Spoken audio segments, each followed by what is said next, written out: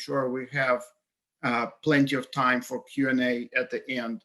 So, but what you see here is curriculum and teaching, information literacy, cultural competence, and non-traditional students.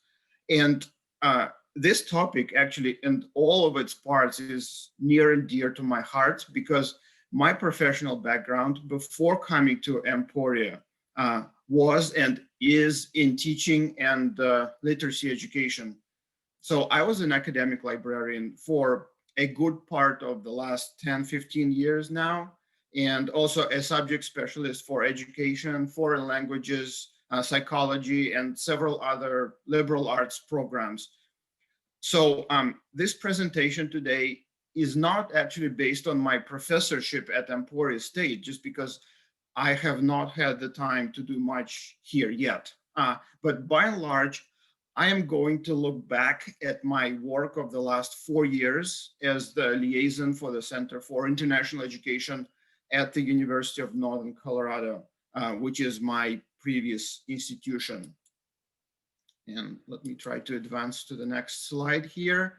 But so first things first, we would be remiss if we didn't start our conversation today with the ACRL framework for information literacy.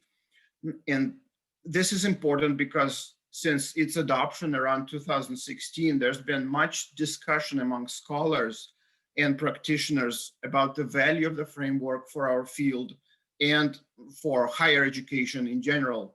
And certainly this framework has seen its share of criticism on the ground that it's ambiguous, it may be difficult to comprehend by both students and instructors at times, and most importantly, it's difficult to implement when we have to deliver, say, a one-shot subject-specific instruction session to a group of 25 sophomores in an adult education program, for example.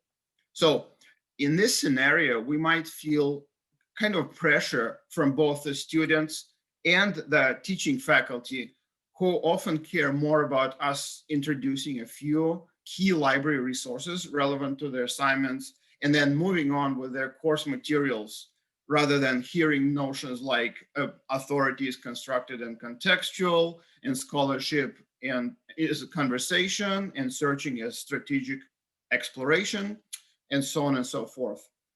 Well, that's the reality that we face as instructors, as librarians teaching information literacy. But in reality, though, if you think about it, this framework, in my mind, can and should be the foundation of pretty much everything we do as instructors and especially public service librarians. And to me, this is so because the framework actually provides a very tangible, a very real connection between some of the core ideas, about modern day information and scholarship. And it also opens up a pathway for new disciplinary thinking and quite a few flexible options for implementation. And I want to emphasize this word flexible here, because my goal today is to demonstrate, to show you all one successful example of the framework implementation in the context of developing instructional materials for an audience of the so-called non-traditional students, for lack of a better term.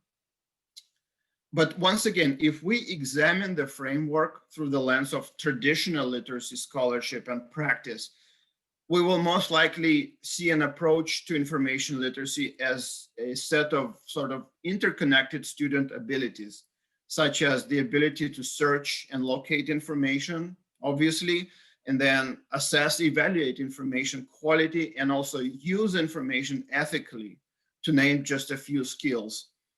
And on the surface, it may seem like there's nothing wrong with this take, correct? Because these are certainly vital core skills that we do want our students to acquire and master over time. But the one problem here is that this view is, I don't want to say narrow-minded, but what is the correct word? I think this view hardly takes into the consideration the complexity of the information phenomenon itself.